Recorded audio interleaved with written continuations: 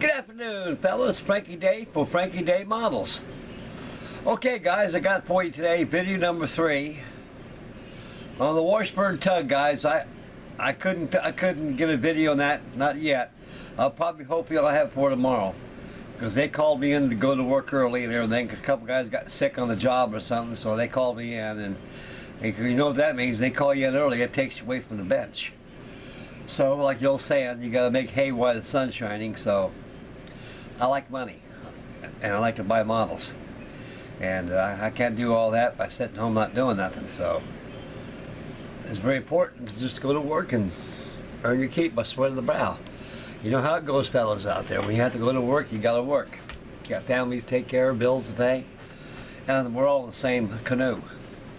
Okay, the topic of the video today is video 3 for the Carol Moran, and I got a lot of stills that I made on this on build so far. The build is going fast now. The hard part was just getting that hull together, getting all the motor installed, making this, making that, waiting for paints to cure, resins to cure, Bondo to cure, all these ingredients what puts the model together. You gotta give it time. Give it time to steep, give it time to cure. Now you don't want to handle stuff like this when it's wet, guys. You'll be sorry. So allow drying time. It's a constant measure in model building. Okay, I got that done. Virtually the hull is 100% finito, done. And all the deck furniture has been added, less rope coils. That could be added later if I wish. And next is downhill slide, the cabin and sundries. And I got to paint the waterline, so on the next video the waterline will be painted on this. On all videos I've seen of the Carol Moran, how the waterline was painted was black. But it's not all black. It's anti-fouling red at the bottom, and you got a black boot topping on top. So the option's yours, fellas. You can paint the whole thing black. It'd be quite different if you paint the whole waterline completely anti-fouling red color, hull color. And so I'm gonna go ahead and paint mine black. And leave it at that. It's the paintings will follow along with the construction of the cabin work. I got to taper the dowels. Jack staff's got to be tapered. I have that installed next video. Black staff will be installed. I have the virtually, I think I have probably got 2 videos left on this thing, and after that 2 will be the maiden voyage. I ordered a speed control for this, and yeah, because I already got a radio. I got about 4 or 5 radios laying around the house, and sometimes I just go ahead and take the receiver out of one of my radio control boats and put it on another one. That way, with the radio, I can run both boats. You can run as many boats you can. So make sure you don't mechanically seal those receivers down, fellas. Make sure you use Velcro or double-sided sticky tape when you mount your receiver inside your hull. That way you can pop it off and pull out your servos, your battery connectors, and put it back in your new boat. Plug it back in, and voila! No fuss, no muss. Okay, enough rambling. We're going to see some scene, and we'll come back and take a look at the finished result as it is right now at this stage. And I got some prize to show you. Now, incidentally, this video is going to be in 2 parts, because I can tell where I'm shattering and the way as many stills I have behind me, which I uploaded during the construction. It's going to take some time, so it'll be 2 videos. Okay. Here we go, fellas. We're going to zoom in and review this together, and I'll explain the best I can how everything was done. so you guys get a pretty good inside picture what you're dealing with when it's your turn to build one of these beautiful Dumas Carol Moran tugboats. Handsome tug kits they are. Oh, okay. Here it is, guys. After the last video was uploading, video number 2, I went ahead and got this deck glued in. I took some 5-minute epoxy, whipped up the batch, I brushed it along the deck support inside the hull. The deck snaps really good, really tight. And I took masking tape, wrapped around the hull, put pressure against both sides of the hull, so this can be mechanically sealed so no water will go inside here. So this thing is completely sealed, guys, all the way around. It's got epoxy in there and no fear of water entering inside this hull. Okay, we'll go next slide. Back here, this is the framework of the fantail deck. Like I say, all this gobbledygook, all this Bondo back here to keep this thing together will not be seen because you got a nice, beautiful fantail deck that'll fit over here. You'll see it in the next slide, I believe. So, filling in all the decks, here's the fantail deck. All these expanded PVC plastic that Dumas is now incorporating in their new kits are die cut. This little tit right here, this little slit right here, that's been removed. I removed that right after I shot the picture of this. I saw, what the hell is this thing angled and this is straight? Oh, no wonder I didn't take it off. I didn't snap that tit off right there. So that little tit comes off and it's pretty well straight like this here. This is stripping right here. The old 4000s, what 4000s strip they give you in the kit. They give you more stuff in this kit, in their kits, and what you can bargain for, especially in stuff like this, the styrene and wood and such. Because I guess they assumes you're gonna make a boo-boo, so you gotta need some extra stuff to keep going. So that's a good idea. So this here will be laid across this fantail deck as a grating. As you see it right here, I started from the center and just went right across, all the way here. I took my little file board, make sure it's all nice and straight, all straight around here perfectly. And I installed it right here. It's been painted and installed. I got the cap rails on. I got some Aerogloss dope. I brushed on about 3 coats of dope on these laser cut wood that they give you in a kit, which is a lot. All these cop rails has been prepared with Aerogloss dope. It's sanded in between coats. Now I use brush paint. I use Rust-Oleum semi-gloss black on top of the top rails. I make sure they're painted first before I put them on the hull. I had a little paint run right there. That was wet. That was all water-soluble paint here. I took a Q-tip, cleaned it off. It's gone, like it's not even there. Remember, it used to be there. Not there no more. This is a closer of the cap rails, how they're installed. There's all your rub rails right here. Like I say, guys, it's anybody that buys this kit, when you pick up the box, don't think there's a completed boat in there. It isn't. It takes a lot of work to build something. As tiny as this thing is at 18 inches, it's a lot of work. So, like I say, guys, when you take your time and do a good job, these things come out very nice in the end results.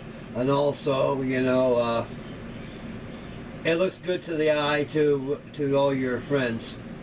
And besides, you know, it's part of it's your trademark. You want to take pride in what you do. Okay, there's the fantail deck. It's installed back there, fellas. All that stuff back there inside this deck, you ain't gonna see it. It's gone. It's like Houdini. You seen it, now you can see it no more. Again, it's got 2 more coats back through here. But these pictures, every time I take pictures, I review these pictures very closely and look around and see what the camera can pick up when my eye has missed. This is a good tip, guys. When you guys are making stills like this of your construction, of your kits, it's always good to review the pictures before you post them. That way you can look around and see if there's anything that you missed.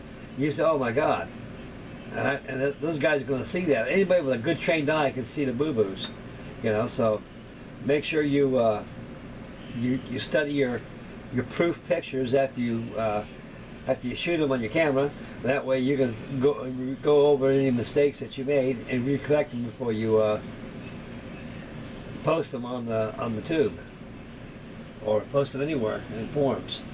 Okay, next slide, Frankie. There she is in a backup view. Now the fun part's going to be the deck furniture. So I got the cap rail all on there. I'm not going to paint that stand, guys. I'm just going to leave it like it is. All it is just a transportation stand. If I'd like you to go ahead and build a nice good stand for it, I already made templates. I took these PVC expanded foam parts that made the cradle for the boat. I traced them on wood, and I cut them out and I put them in a box. That way I go back and make a duplicate of this. It would be out of wood instead of plastic. Okay, next slide. The starboard side looking aft. I got it all there. I should have painted this piece of wood back there. You'll see it in other pictures here. I don't think it's very important you paint. I left it there. So after all, this is a functioning workboat. There's a bow shot right there. Sure picks up a lot of dust around here. This thing is always constantly picking up dust and fuzz. And I'm constantly brushing. I feel like I'm a cobbler. I'm always shining shoes all the time. Now I'm starting fitting in the bits. Down below here, the picture, all these bits here, these are doweling. They gave me the kit. Using my Mighty Mite and my straight edge of my Mighty Mite, as I push it through my Mighty Mite, it cut it nice and flush. That way, not cocked at an angle. You have to file it straight, and it's too much work. So it's always good to do it once only. And I doped all these down, and I went and touched up all the way top of here with black paint. Then when it dried, I pushed them in there, and I touched them up with the with my water-based Rust-Oleum paint. There's that'll view it right there. And clean. This thing's very clean. And then I shot of the fantails, that wood right there I was talking about. I said, oh, Frank, you should have put a piece of veneer across it. I said, I'll screw it. I said, I'll just leave it in there. That's part of the frame of the... So people ain't going to look anyway. Besides, I'll probably have some ropes around there or something. You never know what I'll do. Okay. As you can tell, it's going really good, guys. These are your marlin lockers, or equipment lockers, where they store marlin, rope, parts for the, could be fire hoses, anything in there. They're called marlin lockers, that's what I call them. Or you can call them gear lockers and storage lockers. There's 4 of them.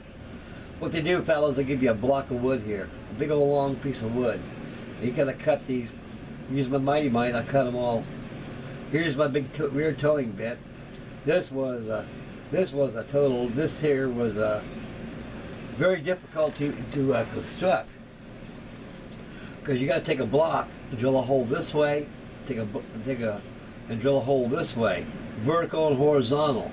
That way, when you lay this way, you drill this way, you can drill a hole through there using a 3/8 drill bit, because you got to have a jig to drill a hole through these 1 inch and 1/8 bollards, the old wooden doweling they give you. Because if you dare to drill a hole there holding your hands, you'll split that wood and it'll be shot.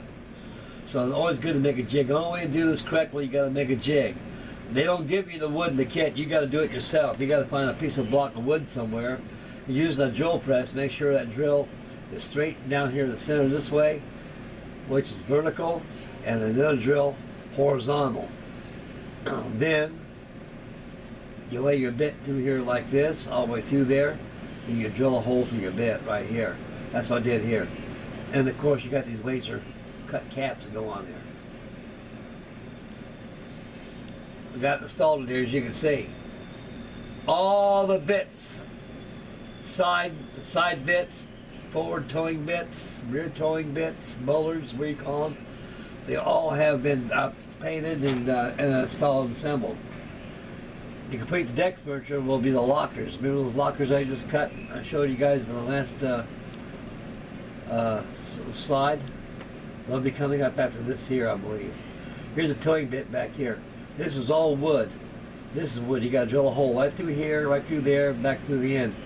Very hard. You got to have a jig for that. Bow view with a forward towing bit. Tow bit right there on the forecastle.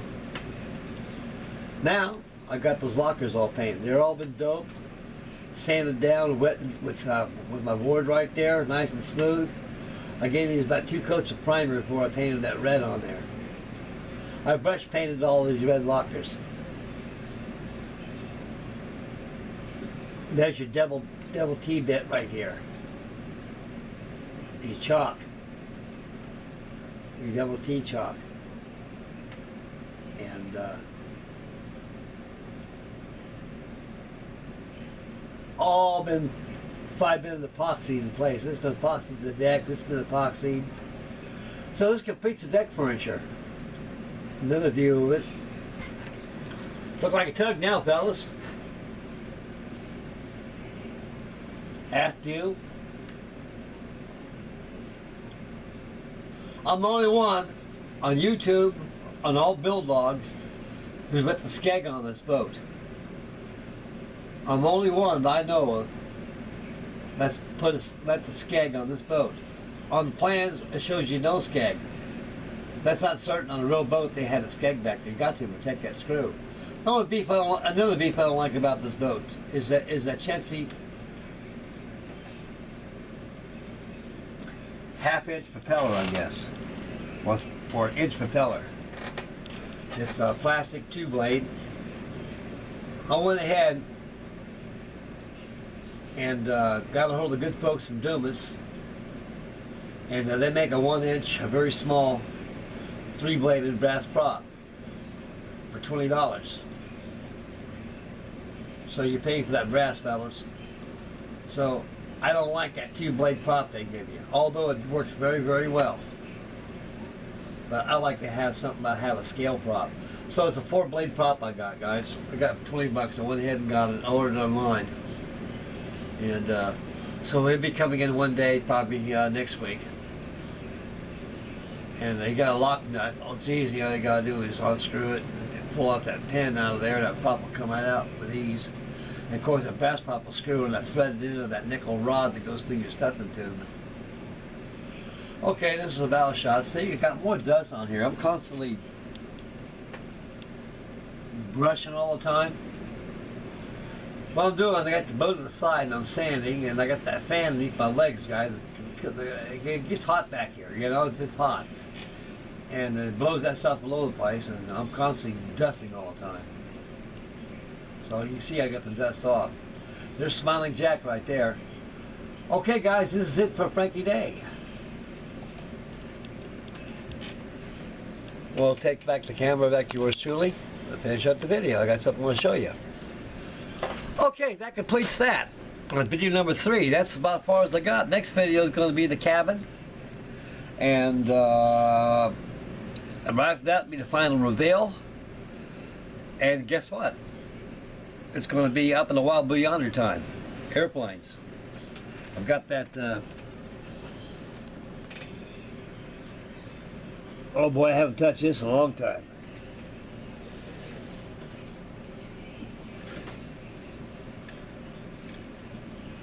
I'll break that right now for you guys.